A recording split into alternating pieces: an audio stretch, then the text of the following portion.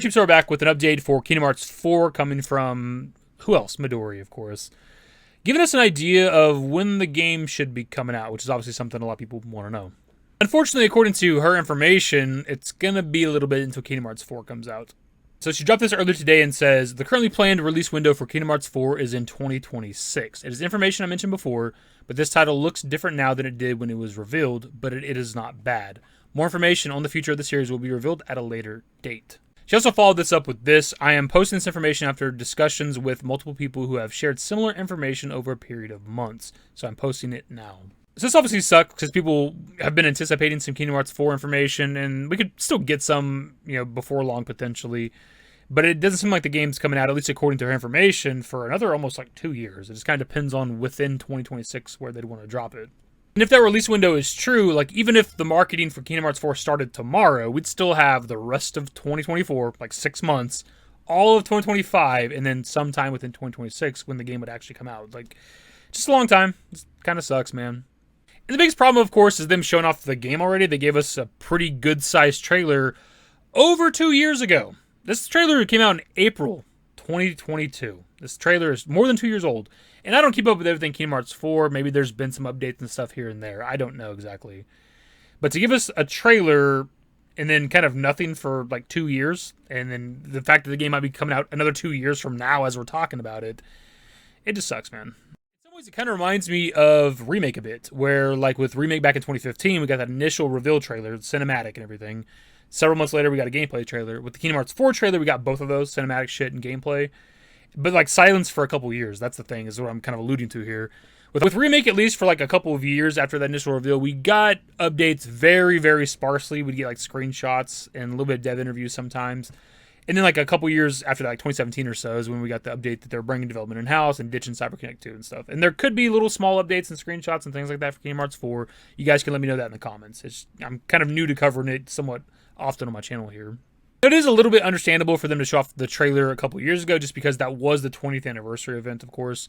So they want to show off the future of the franchise, and obviously Kingdom Hearts 4 is what a lot of people are looking forward to.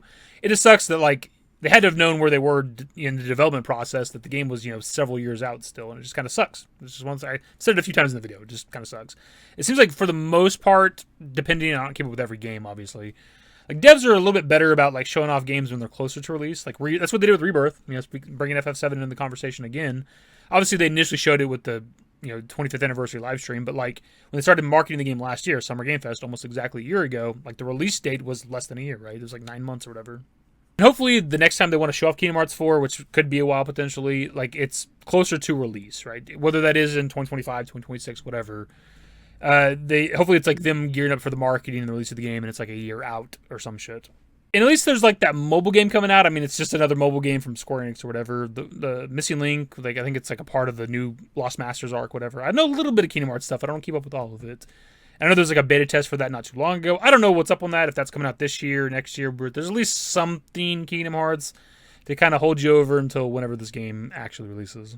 Actually, give you guys a bit of an update on my Kingdom Hearts journey, because I'm trying to go back and play through them kind of periodically.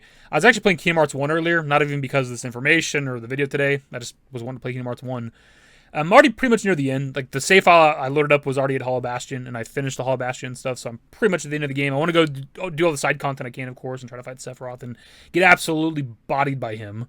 And then eventually hop into whatever comes after Kingdom Hearts 1, and then inevitably Kingdom Hearts 2, which I've never played. I know some stuff about it, but not a whole lot. I have seen the Sephiroth fight and that whole segment with Cloud and Tifa. I've seen that scene a bunch.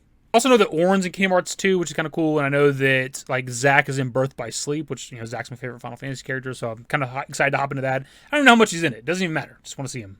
And then eventually, I guess if I want to torture myself, I can replay Kingdom Hearts 3 again.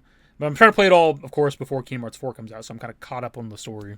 I gotta be completely honest, man. I love having something else to talk about on the channel occasionally. I love talking about FF7. That's obviously the focus of the channel, but we're branching out a little bit, talking about the 9 remake and tactics and Kingdom Hearts 4 occasionally, a little bit of Dragon Quest 12, and obviously anything FF7 related.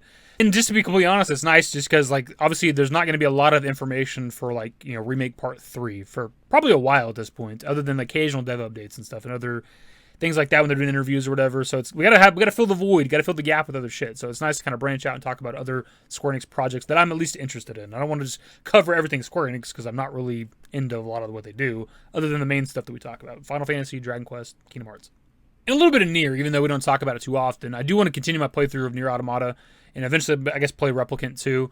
I've played like Drakengard back in the day. I don't remember which one, Drakengard 2 or some shit. And I didn't know until like somewhat recent-ish years that those franchises are connected, so that's kind of interesting. And so I'm interested in whatever the next Nier game is going to be, even though I haven't played a lot of that franchise. Anyways, that's the video. Subscribe to if you guys are new. Subscribe in the description below. Follow me on Twitter, _DaveYT. That's it. Bye.